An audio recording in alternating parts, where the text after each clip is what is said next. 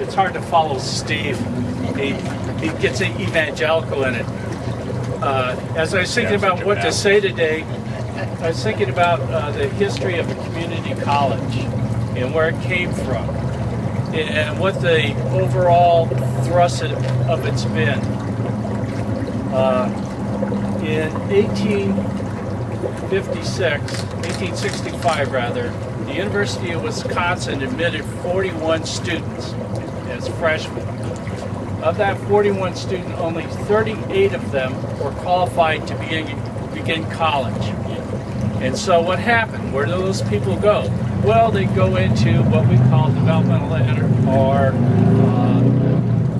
remedial education. But that's what the community college embraced, is helping people where they are, moving to where they need to be. And then community college were still a private institution until about 1970, and then we had a really big explosion in the growth of community colleges, and they were embraced as a way to democratize higher education in our country. And so a lot of money was put into community colleges, into vocational training. People that were disenfranchised and never had the opportunity, never thought themselves to be college students, enrolled and were successful. Some of you that are here today are prime examples of that. What we have in this current board is a board that seems determined to cut off access. And there are two ways that access, especially since the 70s, have been made available. One is low tuition, and one is open admission. And they've been tinkering around with the open admission. I think they're even now, because of the community pressure we've been able to bring to bear, are starting to think about, well, maybe we can't turn away 5,000 students next year. And so they're starting to think about a way to move them in. But what happens is you have that as a staff movement and not as the board setting the pace. But it's people that are working with the college and know the college and saying, well, wait a minute, we really can't head down this path. But the board's headed down this path. They set up a system where people are going to be excluded. The second point is low cost, affordable education. The board has raised, in the last 5 years, tuition by 27%. That's way faster than the rate of inflation or the cost of living index. And while Pima is still a bargain compared to four-year institutions, each dollar you raise it, you're limiting who comes to the college. And so we've got a situation now where people in our community that might have come are going to say, well, I'm not really good at math, I don't write very well, I shouldn't attempt it. Or you're going to see people saying, I just can't afford it.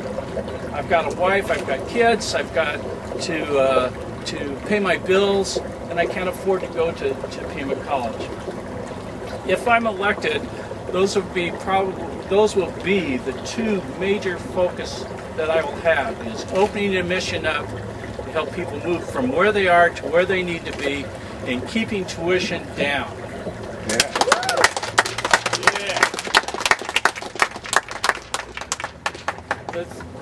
The other thing that I'm really concerned about is the transparency and the accountability of the Board of Governors.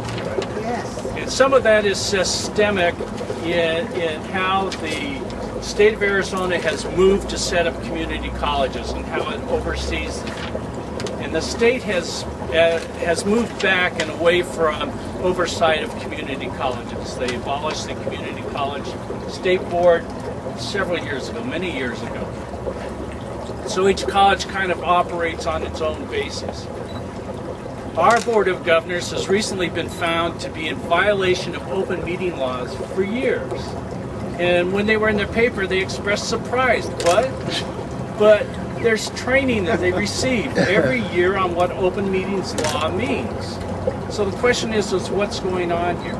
We have, as Steve alluded to, that example of cronyism that was in the paper, of a friend of the chancellor's getting $300,000. We have the example of $270,000 in money being stolen from Pima through the grants, but as residents of Pima County, we had to repay that $270,000 to a federal program because of mismanagement and oversight. So I think the board has been kind of myopic. They've looked within themselves. They've served for a long time. And I think it's like they think they own Pima College, where we own Pima College. And that's one of the things I'll work on to make sure we have that.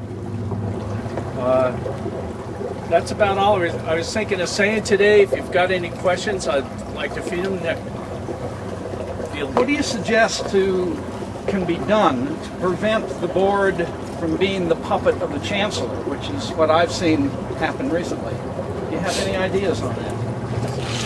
Well, you elect me. Right? That's exactly right, man. That's one of the ways to do it, because I understand the system that's been created.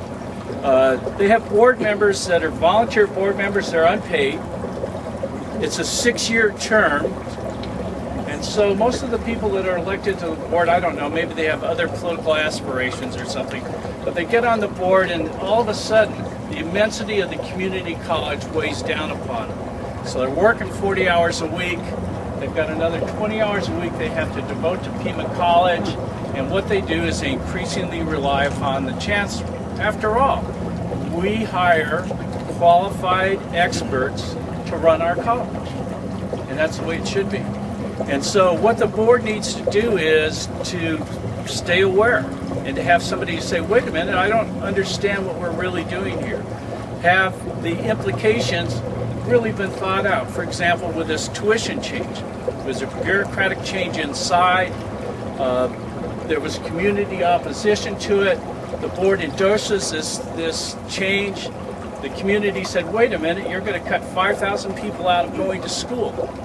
And now the college is reacting to it. Well, we need board members to do that. If you've been to board meetings, they have a tendency just to vote yes. And I think I'll bring a critical thinking and a critical analysis and a loud voice to the board. When you're elected, how will you help facilitate the transparency that you so desire and is so needed? Well, one of the things that, if you think about Pima College, that it's done, it hasn't sold its value to the community. It's remained hidden, out of sight, out of mind. I think about how when the state last year cut $20 million out of the budget, we didn't hear anything from our board members about being outraged, about letting our legislature know. And it's an example like that I would say that the board can do to help people know what's going on, to make apparent what the issues are and speak to them in public forums, to the newspaper, to get our story out, because Pima's contributed a lot to Tucson as a community, and I look forward to it contributing a lot more as we move into the 21st century. I want to know what you're going to do in terms of workforce development and making sure that the college, instead of looking backwards, is looking forwards and is helping to develop curriculum and occupations that will give the people of Tucson a good life to see. Well, what's difficult about your question is that it's asking for really programmatic changes in almost a micromanagement position.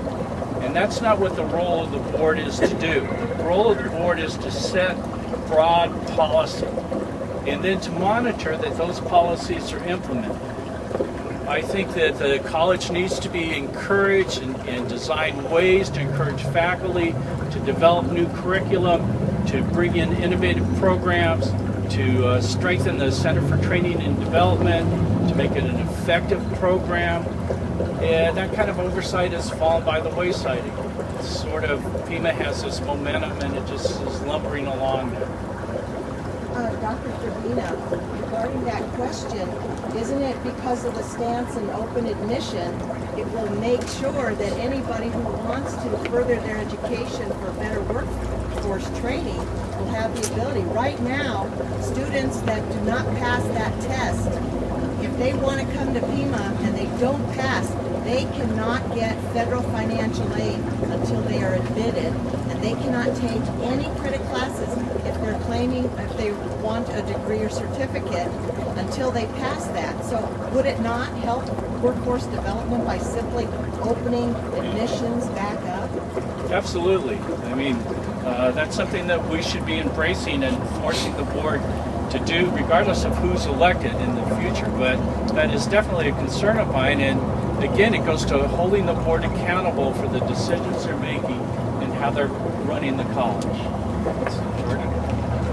Richard, Ronald Reagan said at least one good thing, and that was trust but verify. I believe that a board member has the responsibility to trust the administration he hires, but to check up on it. This particular board appears to not go out and be open to communication from the people within the college or from the people outside of the college. How would you be a different board member? How would you make yourself available? Well, the obvious methods are, of course, by the electronic means that we all have, that people are responsive to the community. And then responding individually as people would contact me. But it also involves taking the additional initiative to show up at public forums and to speak openly about what Pima was doing. For example, there was a workforce conference here that was hosted by the University of Arizona. And when I looked at who was attending, Pima College was absent. Right.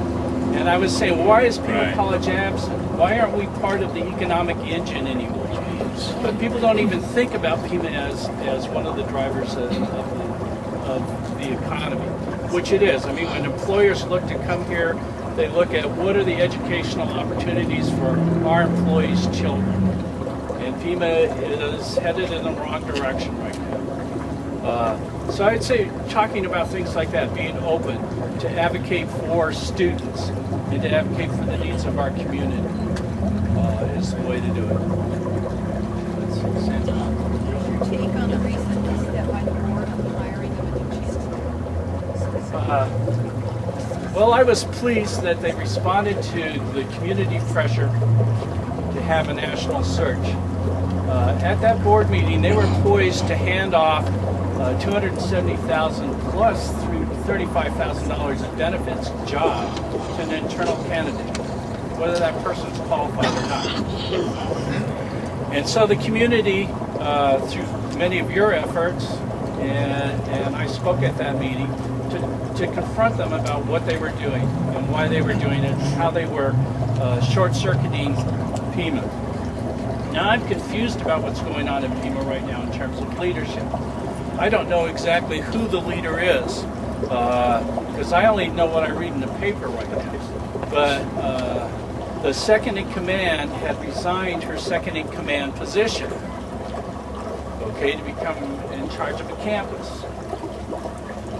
But yet that second in command, who's no longer second in command, is running the college. Now, that's got me all confused, and I'm wondering where the board is in this. Why isn't the board have more oversight about what's going on, and how can they allow the college to operate without a clear leader, even as an acting position? Especially the fact that they brought many people that could fill qualified positions on a temporary basis. Sure. And I'm not speaking against the person that was not felt that they wanted to run a position. This is completely based on the process. And why is one person handling all of these jobs when there are multiple people that could, at least on a temporary or active basis? Again, the board is asleep at the wheel. Right.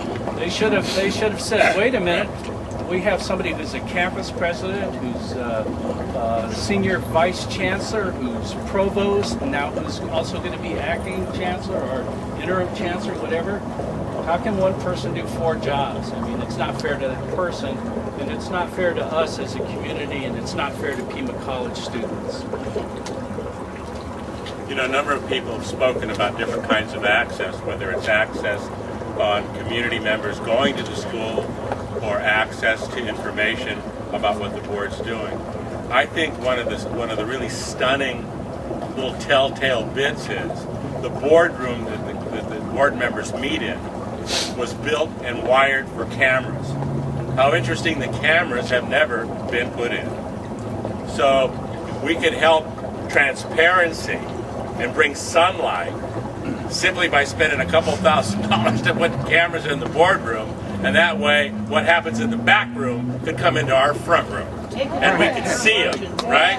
Very good. Take it out of Karen Margin's budget. We could buy a lot of cameras. That's a really good suggestion. When I was president of the Faculty Senate, that's in fact what we did is we started televising our meetings. All right. And we put forward to the board that they should do it too, and all we got back was silence at the time. And it ended up where I would go into a restaurant and somebody would come up and go, "I saw you on TV." Right. I couldn't believe anybody watched that. I've seen more press on Pima College in the last 3 months than I have in the last 35, 40 Yeah, years. right. In the early year, there was an editor always assigned to Pima College, and then some sort of a ban took place. Is there a way to get back in the mainstream through the media that you might suggest? I think that there ought to be. We have a $150,000 a year paid position at Pima to handle media and community relations. And I think that through the board, through the chancellor, could hold that person accountable for the job that they're not doing in selling the positive things that Pima does for this community. And I think that we've not told our story to the community, that we've just relied on the fact that the U of A is difficult for people to get into. That creates a ready pool of students for Pima College, and so we don't have to be innovative. We don't have to look to the future. We don't have to provide new job training. We don't have to talk about ourselves because we have this steady pool of students. Well, I think that's wrong, and we need to change it. All right, nice. What can we do? What kind of help do you need Yeah, in good your campaign to get your name out, get your positions out, to help you get elected? All of those things. Do you have Wow, enough that's what we money, need. Richard? Sign up to walk and do petitioning right now. Who's your campaign Real important. chair? Oh, that's right. Right now, we need 2 things. He needs 2 things. We need your checkbook, and we need you to volunteer to walk Right. to get his petition signed. Absolutely. Those are the 2 immediate needs that we have. Some neighborhood So walks if you and can then- neighborhood walk, and what Richard will do